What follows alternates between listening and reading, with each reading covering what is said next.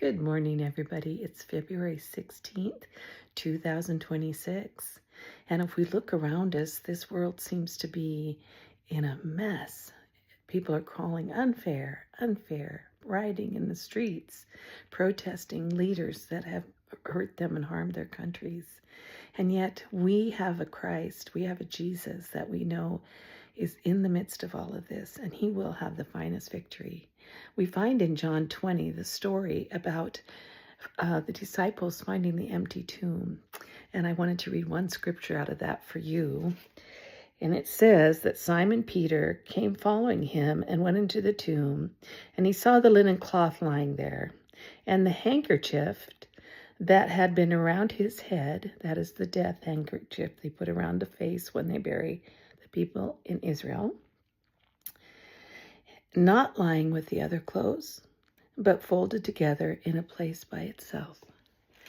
You know, there's great significance in that.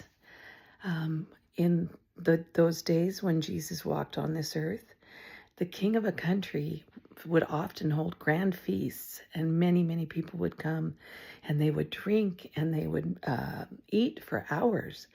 And when the king needed to take a little break, what he would do, he would stand up, and if he folded his napkin and laid it by his plate, that meant he would return to the banquet.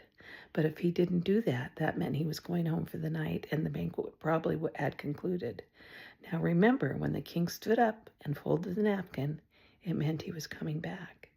So in that tomb, when Jesus rose again, he folded that napkin, he folded that face cloth, and he set it where the disciples could see it. Jesus is coming back. He said that during his resurrection, his disciples testified to that. So as we look at this chaotic world, we have to remember that Jesus has promised to come back, and he will bring an angel army with him, and it will be the best day of our lives. And so today, if life seems unfair, turn it into a prayer. And remember, God and Grandma love you. Have a wonderful day.